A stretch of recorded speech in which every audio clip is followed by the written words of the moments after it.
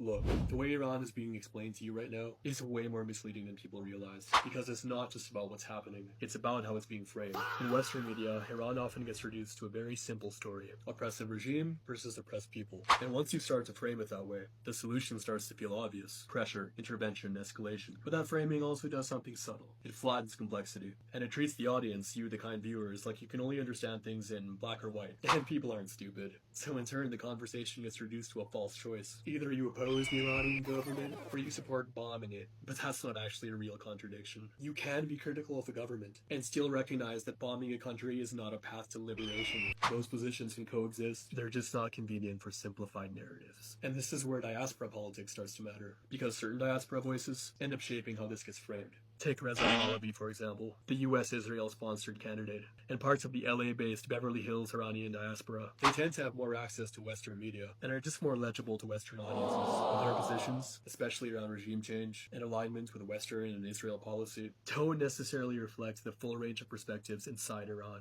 And that creates a real gap, because the people most affected by escalation are not always the ones shaping how escalation is discussed. You can see the consequences of that in how movements get interpreted. Take Zendegi, Azadi, a bottom-up movement emerging from within Iranian society, with its own legitimacy and its own trajectory. But when that movement gets taken up by Western discourse, and used to justify sanctions or bombing, something shifts. As Hoda Katebi puts it, these processes are often mutually exclusive. External intervention doesn't support internal liberation. It can severely undermine it, because once a movement is framed as aligned with foreign powers, it becomes easier to discredit it internally, easier to label as foreign-backed, easier to repress. So sometimes what masquerades as support from the outside can actually weaken the movement itself. This is where feminist language comes in, written about by scholars like Abu-Lughod, where the language of women's rights gets used to justify geopolitical intervention. We saw this in Afghanistan, and we're seeing echoes of it here again. And it raises a basic question: is bombing, sanctions, destabilization actually liberation? Because again, you can't bomb people into liberation. And finally, there's the role of media and platforms. Because part of what's happening here isn't just disagreement, it's simplification. Complex positions get flattened into binaries. A or B, because those are easier to communicate, easier to share, easier to go viral. So instead of, this is complicated and external force may undermine internal change, you get, pick a side.